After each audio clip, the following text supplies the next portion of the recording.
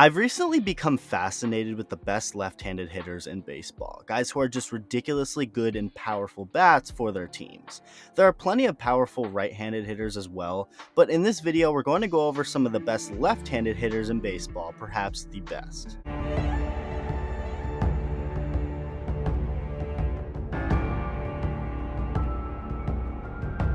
The first powerful hitter in this video we're going to talk about is Yordan Alvarez, who has a pretty interesting backstory and road to where he is now. Yordan Alvarez was born on June 27, 1997 in Cuba, and was a really solid baseball player as a young kid, letting his father know his goals and aspirations to make it to Major League Baseball.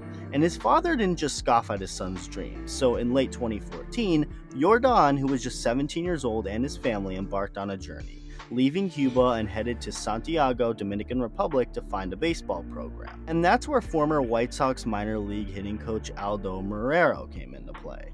After arriving to the Dominican Republic in early 2015, Marrero worked with Yordan to get him better, and as hard as they worked, it was tough to find any sort of tryout for any team. Nobody seemed to want him. According to Marrero, scouts told him that Yordan looked lazy, wasn't athletic enough, didn't have enough power, no position to play, with some of the teams saying they were simply out of any money to spare for Yordan. The White Sox, Yankees, Mariners, and Rangers were the four teams that actually invited Yordan to their workouts at their Dominican academies, going on to play in 2 open showcases with the International Prospect League, which is something that is meant to showcase prospects in games, but Yordan continued to just not get much attention, if at all. Marrero was growing impatient at this point, going on to partner with a couple agents over at Magnus Sports to expand Yordan's reach, and it worked, with the teenage Alvarez doing a bunch of spring showcases across the US, and by this point, Yordan was bigger, faster, better, and more powerful than ever before. By March of 2016, he was getting representatives of every big league team attending an open tryout at the San Diego Padres spring training complex in Arizona. Of all those interested, the most intrigued were the Astros guys who saw him, and although they wanted him, they weren't necessarily in the best position to give Yordan the deal that Marrero wanted for him, so they were out.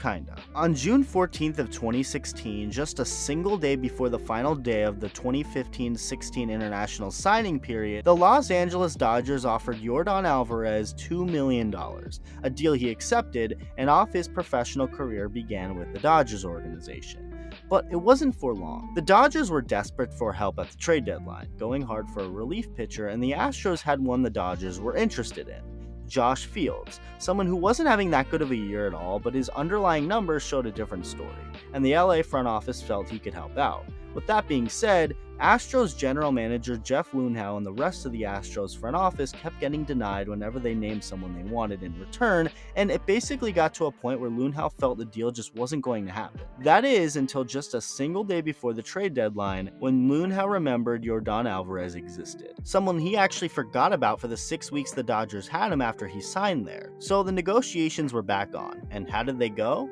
The negotiations were short. That's right, because just a few phone calls later, the deal was done, and Yordan Alvarez was headed to the Astros organization just weeks after he signed a deal with the Dodgers. Looking back, this may be one of the more lopsided trades in baseball history. Fields is a guy who was a pretty good reliever for the Dodgers for a couple years, but hasn't pitched in the big league since 2018. As for Yordan, he sped right through the minor leagues and was already creating a good amount of buzz at spring training in 2017. A couple of years later, Yordan Alvarez was called up to the Astros, and he has never once looked back. In 2019, his rookie year, Alvarez won the American League Rookie of the Year award unanimously after hitting 27 home runs in just over half the team's games.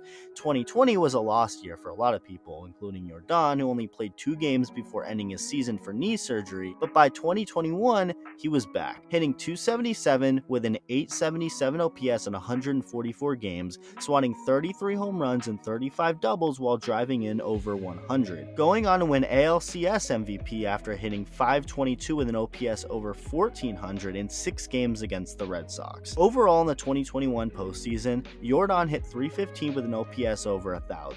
and he's picked up right where he left off here in 2022. He's far and away been the Astros' best hitter this year, one of the best hitters in not just the American League, but in all of baseball, and is a sure candidate for the AL MVP award right now. He hits to all parts of the field with ease, he gets on base with ease, he crushes home runs with ease, he just does everything at the plate and makes it all look so easy. He's really developed as one of the premier bats in the game, and he's only in his age 25 season. The Astros just also recently gave him a big extension, 6 years for $115 million, and that's a steal for Houston, considering Yordan is worth a lot more than that and should continue to show as such. As true as that is, theoretically when this contract ends, he'll only be in his very early 30s. He could still be producing enough to get even more loads of money, but as of right now, he's in a really good spot with where he is as a player.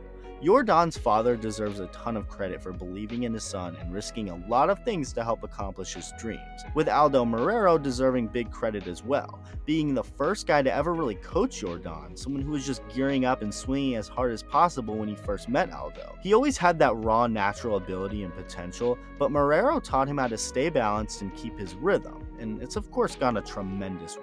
Next up, we have the Red Sox third baseman. In August of 2013, the Red Sox signed a 16-year-old Rafael Devers, someone who was ranked 6th overall among the top 50 international prospects, agreeing to a $1.5 million deal with the team. Like Yordan Alvarez, Devers soared through the minor leagues, but Devers got a little bit of a head start, so he made his debut at just 20 years old. He'd show a lot of potential in the 2017 and 2018 seasons, but 2019 then arrived, and that's when Devers fully got it going, and hasn't looked back either. Devers has progressively gotten better each year and is right now arguably the best hitter in the Red Sox lineup. He's incredible and someone I can only see getting better. He already leads a ton of categories in the American League this year and has just all around been mashing at the plate. He's also improved his defense throughout the years he's been in the big leagues and has become an all-around star that the Red Sox would love to keep around forever, and they should. This past offseason, the Red Sox and Devers failed to come up with a contract extension, and that's of course worrisome, as this hopefully does not become another Mookie Betts situation. They of course have the money to do it, but time is ticking as Devers becomes a free agent after the 2023 season. There's still time, but it would be nice to get this deal done sooner than later. The other very talented Red Sox player who plays right alongside Devers, Xander Bogaerts, becomes a free agent after this season, and so does JD Martinez, so that all definitely makes things a little more tricky, but Rafael Devers should undoubtedly be a Red Sox priority. Bryce Harper, ever hear of him? Yeah, he's pretty freaking good as well. Harper of course has been in the league a little longer than both Alvarez and Devers, but he has shown to be one of the best left-handed hitters ever.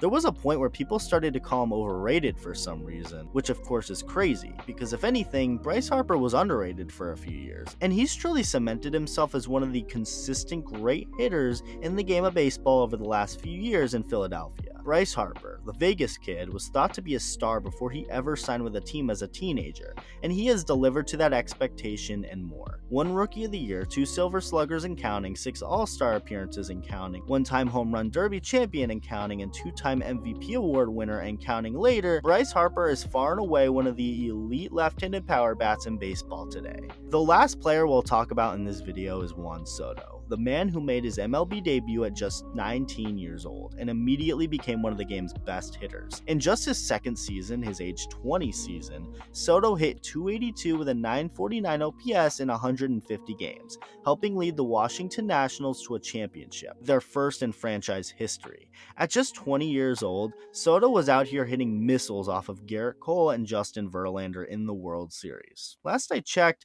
those guys are pretty good, and Soto made it look easy to do what he did against them. My all-time favorite Soto moment so far in his career has to be when Verlander told Soto not to do his shuffle, yelling at him, "Not here, not here," only for Soto to hit an absolute bomb on the very next pitch that landed in Dallas, mimicking what Alex Bregman did earlier in the game by holding onto his bat until he was about to cross first base. He is so much fun to watch hit, and the most intriguing thing to me about Juan Soto is how mature of a hitter he seems to be. He hits like he's been in the league for at least 10 years, when in reality it's been only a few overall. He's so good, and I hope the Nationals start to win again soon, or he ends up on a winner, so we can see Soto back in the spotlight in October where he belongs. These aren't the only powerful left-handed bats in the league today, just 4 that I wanted to talk about. Let me know who the best left-handed bat is in baseball today, and thank you for watching.